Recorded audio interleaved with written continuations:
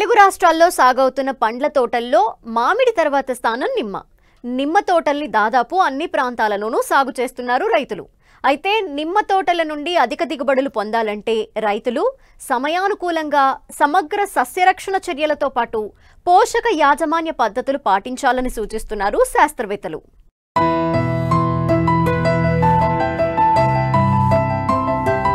నాటిన ఏడాది నుంచి 30 సంవత్సరాల వరకు నిరంతరాయంగా దిగుబడినిచ్చే పంట నిమ్మ. ఈ తోటల నుంచి ఏడాది పొడవునా కాయ దిగుబడి వచ్చినప్పటికీ నవంబర్ నుంచి వచ్చే పూత నుంచి రైతులు అధిక ఆదాయం పొందుతున్నారు. ఈ పూత నుంచి వేసవిలో కాయ తయారవుతుంది. వేసవిలో నిమ్మకాయకు అధిక డిమాండ్ ఉంటుంది కనుక రైతుకు మంచి రేటు లభిస్తుంది. తెలుగు రాష్ట్రాల్లో ముఖ్యంగా నల్లగొండతో పాటు కోస్తా జిల్లాల్లో నిమ్మ తోటలను అధిక విస్తీర్ణంలో సాగు చేస్తున్నారు. నిమ్మ సాగులో అనేక రకాల చీడపీడలను రైతులు సులభంగా అధిగమిస్తున్నప్పటికీ గజ్జి తెగులు, మంగు, గమోసిస్ డిసీజ్ బెడదతో ఏడాది పొడవునా ఇబ్బందులు ఎదుర్కొంటున్నారు. ఈ తెగుళ్ల వల్ల దిగుబడి తగ్గడమే కాకుండా పంట నాణ్యత తగ్గిపోయి మార్కెట్లో సరైన ధర పొందలేకపోతున్నారు. కాబట్టి సకాలంలో నివారణ చర్యలు చేపడితే చెట్టు ఆరోగ్యంగా పెరిగి దీర్ఘకాలం పాటు దిగుబడినిస్తాయని సమగ్ర సస్యరక్షణ చర్యలు రైతాంగానికి తెలియజేస్తున్నారు శాస్త్రవేత్త వినయ్ కుమార్.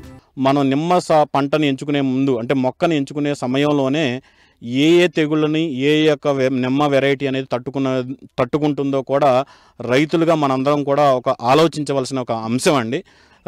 మంచి రెసిస్టెన్స్ వెరైటీస్ని సెలెక్ట్ చేసుకుంటే కనుక కొద్దిగా తెగుళ్ళ యొక్క ఉధృతిని అరికట్టుకునే అవకాశం కూడా ఉంది. ఇప్పుడు మేము తోటను చూసినప్పుడు ఏంటంటే కొన్ని రకాలైన డిసీజెస్ని గమనించామండి.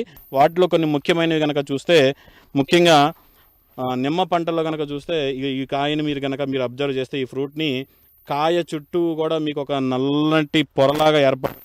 సో దానివల్ల ఏంటంటే రైతు సోదరులందరూ కూడా ఈ యొక్క ఏదైతే మంగు డిసీజ్ ఉందో ఈ మంగు డిసీజ్కి మనం కొన్ని రకాలైన మెథడ్స్ ద్వారా కూడా మనం నివారించుకోవచ్చండి.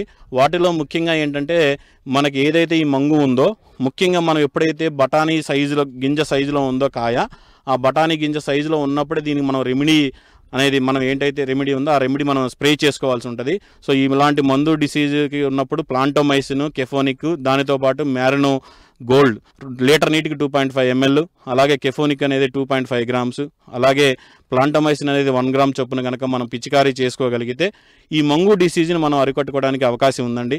అలాగే హెక్సాకొనజోల్ కానీ అలాగే అజాక్సిస్ట్రోబిన్ గ్రూప్స్ కానీ అలాగే ప్రొపికొనజోల్ గ్రూప్స్ కానీ ఏదైతే కొనజోల్ గ్రూప్స్ ఉన్నాయో ట్రైజోల్ గ్రూప్స్ వాటిల్లో కూడా కొన్ని రకాలైన ఫంగిసైడ్స్ కూడా ఈ యొక్క మంగు డిసీజ్ని కంట్రోల్ చేయడానికి బాగా పనిచేస్తూ ఉంటాయండి. మన ఈ ఫంగిసైడ్స్ ప్రతి దాంట్లో కూడాను కంపల్సరీగా ప్లాంటోమైసిన్ కూడా కలుపుకొని వాడితే ఈ యొక్క మంగు డిసీజ్ని పూర్తిగా నివారించుకునే అవకాశం కొంచెం ఎక్కువగా ఉందండి. అలాగే ముఖ్యంగా నిమ్మ పంటలో కూడా ఇంకో బాగా ఇబ్బంది పెట్టే డిసీజ్ ఏంటంటే మీరు కనుక చూస్తే క్యాంకర్ డిసీజ్ అనేది ఉందండి. సిట్టస్ క్యాంకర్ అంటారు. ఇది ఒక బ్యాక్టీరియల్ ద్వారా కలిగే ఒక వ్యాధి అండి. ఇది దానికి మనకేంటంటే మామూలుగా బొటానికల్గా చూస్తే కనుక ఈ క్యాంకర్ అనే డిసీజు జాంతోమోనాస్ కెంపిస్ట్రిసిస్ పీవీ సిట్రీ అనే ఒక బ్యాక్టీరియా ద్వారా ఈ యొక్క డిసీజ్ అనేది స్ప్రెడ్ అవుతుంది. ముఖ్యంగా ఈ గజ్జి తెగులు అనేది మన భాషలో మాట్లాడాలంటే రైతుకి అర్థమయ్యే భాషలో చెప్పాలంటే గజ్జి తెగులు అంటాం. ఈ గజ్జి తెగులు అనేది ముఖ్యంగా మనకి 3 భాగాల్లో ఎక్కువగా చూడొచ్చండి. ముఖ్యంగా నిమ్మ తోటలో కనుక చూస్తే ఎక్కువగా ఫస్ట్ ఇది కాండం మీదకి వస్తుందండి మచ్చ.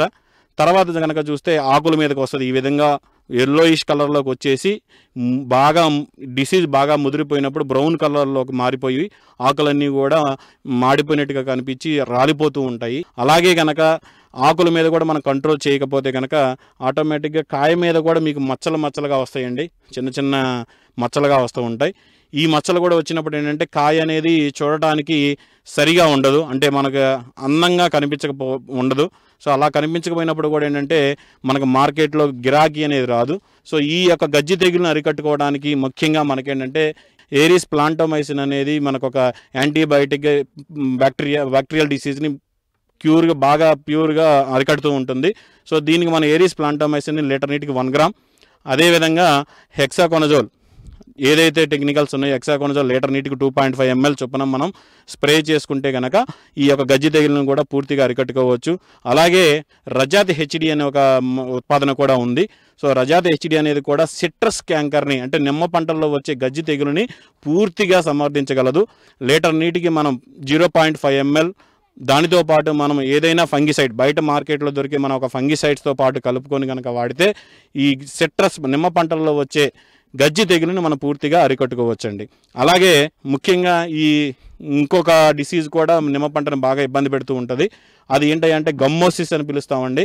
అంటే ముఖ్యంగా ఇది ఎలా ఉంటుందంటే దీని యొక్క లక్షణాలు అనేవి ఎలాగ ఉంటాయంటే నిమ్మ పంటలో ఏదైతే నిమ్మ చెట్టు ఉందో నిమ్మ కాండం దగ్గర మొదల నుంచి జిగురు అనేది కారుతూ ఉంటుందండి. దాన్ని మనం కనుక చూస్తే గమ్మోసిస్ డిసీజ్ అని పిలుస్తాం. ఆ జిగురు అనేది రావటం వలన కూడా మనకేంటంటే ప్లాంట్స్ అంటే మొక్కలు అనేవి సరిగా తేజస్గా ఉండవు. అంటే మొక్కలు సరిగా పెరుగుదల కానీ అలాగే పండ్ల యొక్క నాణ్యత కానీ కాయ యొక్క పరిమాణం కానీ సరిగా అభివృద్ధి చెందవు. దీని వలన ఏమవుతుందంటే మొక్కలు నిదానంగా చనిపోయే ప్రమాదం కూడా ఎక్కువగా ఉంటుంది. కాబట్టి దీనిని మనము ఏరిస్ పాస్పోకాప్ అని ఉందండి.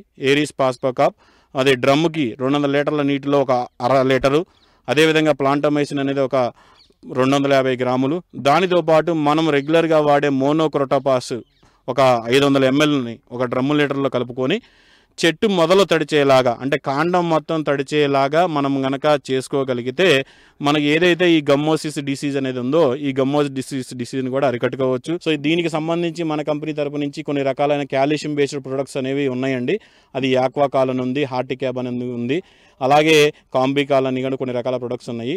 ఇవి అంటే మనకి అవసరమైన మోతాదులో అవసరమైన దశలో కనుక మనం స్ప్రే చేసుకోగలిగితే ఖచ్చితంగా నిమ్మ పంటల్లో కాయ సాగుదలకి కాయ పరిమాణానికి అలాగే కాయ బరువుకి అన్ని రకాలుగా కూడా ఉపయోగపడుతూ ఉంటాయి. అలాగే పరిపక్వ దశలో ముఖ్యంగా కాయ సాగుదల వచ్చిన తర్వాత పరిపక్వ దశ అంటాం, అంటే కాయని కోసే దశ అంటాం.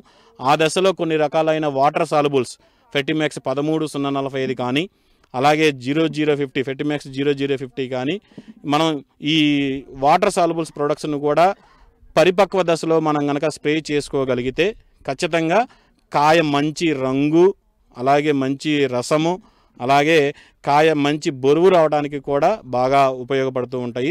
మనకి ఒక నిమ్మ పంటకి కావాల్సిన పోషకాలన్నీ కూడా రసాయనిక ఎరువుల రూపంలోను సేంద్రియ ఎరువుల రూపంలోను మరియు జీవన ఎరువుల రూపాల్లో కూడా మనం ఇవ్వగలిగినట్లయితే నిమ్మ పంటల్లోనే కాకుండా అన్ని రకాల పంటలలో కూడా మీరు ఖచ్చితంగా అధిక దిగుబడులు సాధిస్తారని మేము ఖచ్చితంగా చెప్పగలుగుతున్నామండి.